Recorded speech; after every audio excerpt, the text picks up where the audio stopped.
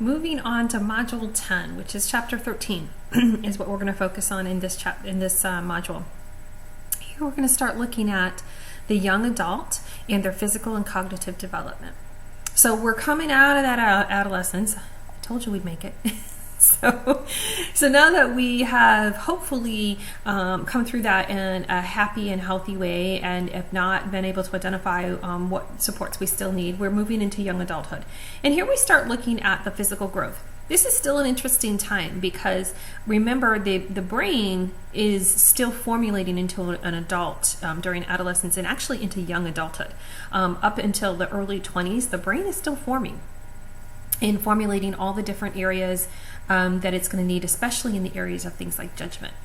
So that's still happening while we're already moving into the aging process. So now we've fully grown. So part of us is starting to not necessarily move backwards yet. This is actually the peak of health for most people, but that's where we're going to be doing it. That's exactly what we're looking at, is these physical changes. We're probably stronger and healthier than we are at any other phase. So developing those healthy habits that we need as young adults that will help us and serve us very well into the future.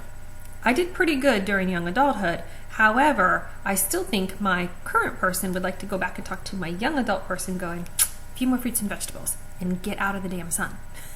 So there are things that we're going to be formulating here in this phase while we're getting stronger.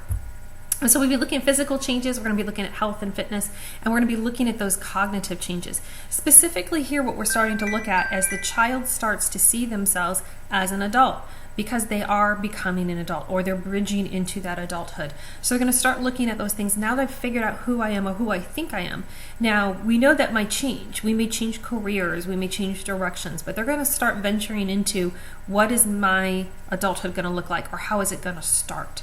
That's going to include things like college for many, or a vocation. So what job am I thinking I want to do? Is that who I am? Do I identify with the job? Will I be happy in my job choices? Am I going to go to school? What is it going to look like? What am I going to study? In starting to look at your true areas of what do I want to be? What do I want my future to look like? What am I good at? Using creative talents, using strong areas of expertise. It's really interesting because as we see things progress, we have young children and we talk to them and we say, what do you want to be when you grow up? What do you want to be when you grow up? But technology has moved so fast that 40% of the jobs that we ask children of what they want to be when they're 5 or 6 years old, by the time they become a young adult, don't exist anymore. Or if they do exist, they exist in a different way. I'm sure that you've sat here and watched how many things have become computerized and changed over. I mean, even most of the checkout lines, you can just check out yourselves, and they're even changing those things. Jobs change in a big, big way. So here, this young adult is going to be challenged with, what is it that I want to be in the environment that I have, and looking forward into their future. So another time we need a lot of support, and our peer relations are just really, really important at this time. I hope you enjoy reading chapter 13 and module 10.